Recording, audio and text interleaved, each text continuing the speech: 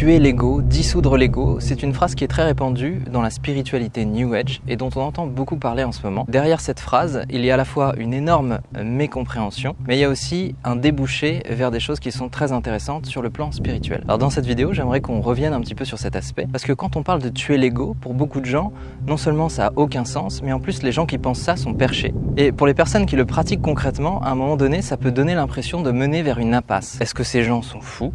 Ou est-ce qu'il y a réellement quelque chose d'intéressant à prendre dans tout ça?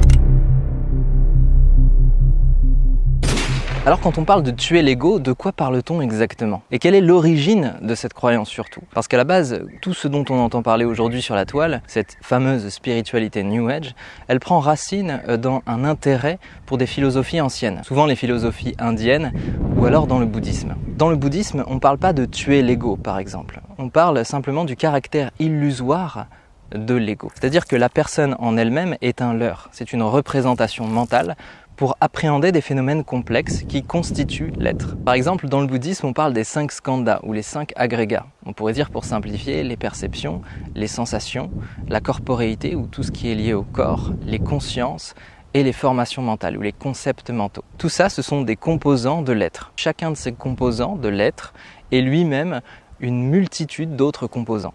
Donc ce sont des ramifications. À chaque fois que j'observe quelque chose, par exemple si j'observe les formations mentales, dans le bouddhisme on dit qu'il y a 51 formations mentales, c'est-à-dire 51 concepts mentaux à l'origine de tous mes comportements mentaux, de toutes les choses qui traversent mon esprit. Et donc si je plonge à l'intérieur de ça, je me rends compte que tout ce qui définit ma psyché est un ensemble de paramètres qui sont multiples. Je suis un ensemble de composants, mais en plus ces composants interagissent les uns avec les autres en permanence. Si j'observe mon corps est en permanence en train de formuler une réponse adaptative à son environnement. Là, il y a un peu de vent, donc il y a forcément une variation de chaleur, une variation de température, et mon corps est en train de s'adapter. Il formule des réponses instant après instant. Et pour bien comprendre ce phénomène-là, il y a un maître bouddhiste qui s'appelait Thich Nhat Hanh, qui nous a quittés récemment, qui utilisait l'exemple de la fleur pour bien l'illustrer. Et il disait que la fleur est en fait constituée de beaucoup de choses qui sont non-fleurs. Pour qu'il y ait une fleur, il faut qu'il y ait de l'eau, il faut qu'il y ait de la terre, il faut qu'il y ait de l'air, de la lumière, et tous ces paramètres sont non-fleurs. Donc pour que mon corps s'adapte, il faut qu'il y ait son environnement et tout un ensemble de paramètres qui sont évolutifs et qui sont liés à mon corps. Et on peut dire que dans un certain sens, au niveau biologique, mon corps est la prolongation de son environnement. Mon corps est en permanence en train de s'adapter. Donc si j'observe juste la corporéité, j'observe qu'il y a mon corps et l'environnement et que tout ça constitue un seul et même corps interdépendant, en permanence en mouvement. Il y a 2 notions qui sont oubliées quand on regarde la personnalité et quand on s'identifie à l'ego. La première, c'est le caractère composé et multiple de l'être. La deuxième, c'est le caractère impermanent de l'être. Et ça, c'est pas simplement de la philosophie. Pour en revenir à quelque chose de pratique, là on pourrait se dire ok d'accord, on a complexifié le système, ça nous a permis de comprendre certaines choses, mais ça sert à quoi? La chose la plus importante à retenir ici, c'est que l'identification à la personnalité, le fait de se reconnaître comme étant un certain moi, c'est s'empêcher d'être tout à fait autre chose.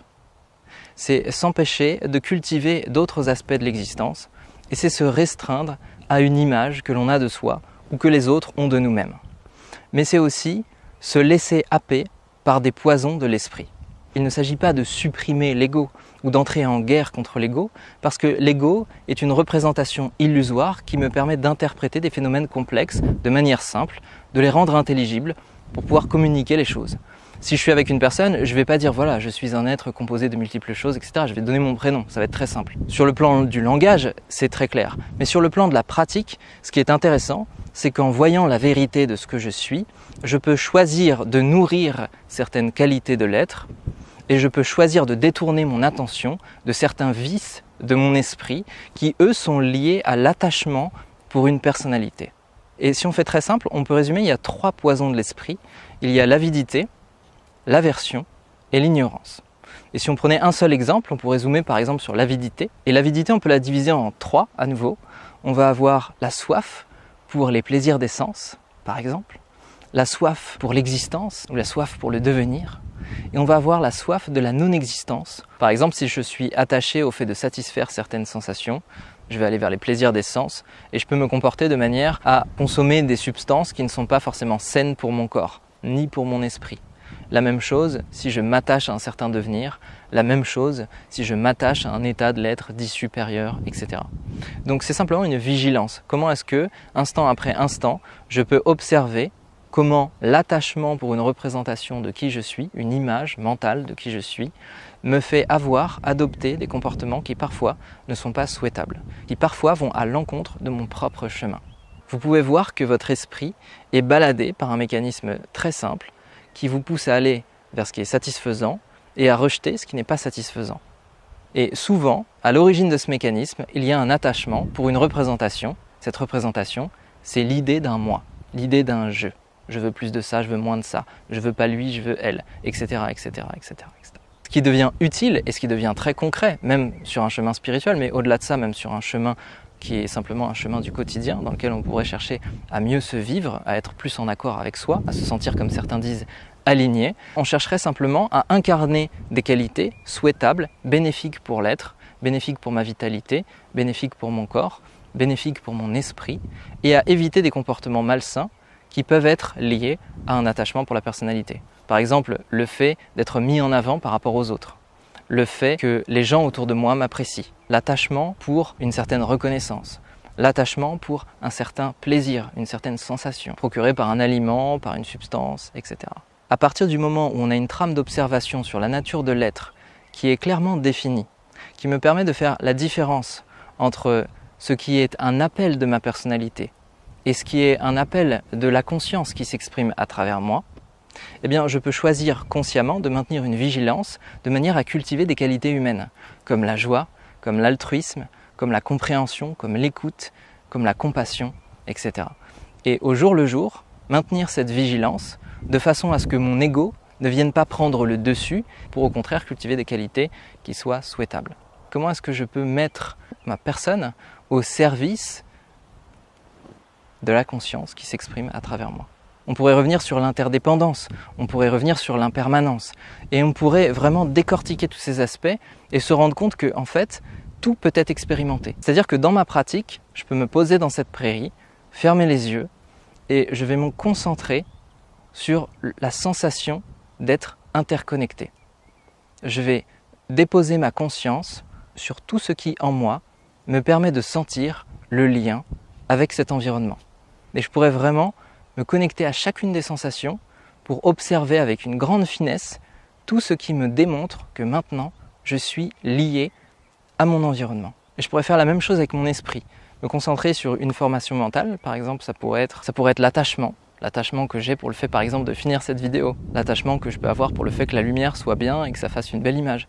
Je pourrais me concentrer sur ça et observer tous les mécanismes mentaux qui, en moi, sont en mouvement, eux-mêmes composés de multiples choses, et qui font que maintenant, je peux développer un comportement néfaste pour mon esprit, à savoir s'attacher à quelque chose de futile, le fait de faire une vidéo au milieu d'un champ tout seul, comme ça, face à une caméra, par exemple. Et donc tout ce que j'ai dit dans cette vidéo peut devenir extrêmement concret à partir du moment où, en présence, je choisis de déposer mon attention dessus.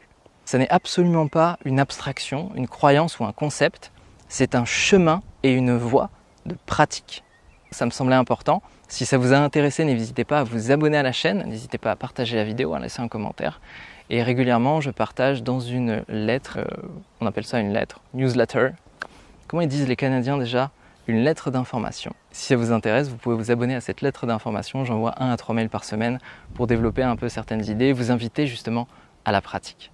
Je vous souhaite à tous une excellente journée et namasté. Est-ce que je la refais cette vidéo ou pas? Non, c'est la partie de toi qui veut une vidéo parfaite. C'est malsain, non bénéfique. J'ai hésité à faire cette vidéo avec des lunettes de soleil, mais je me suis dit, le mec il parle de l'ego, il met des lunettes de soleil, ça va pas passer.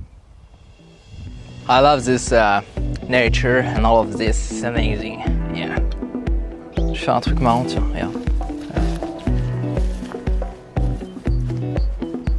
Là, on a un bon exemple de quelque chose qui est composé de multiples choses. Je sais que t'as envie que je souffle dessus. Allez, c'est parti. Souffle.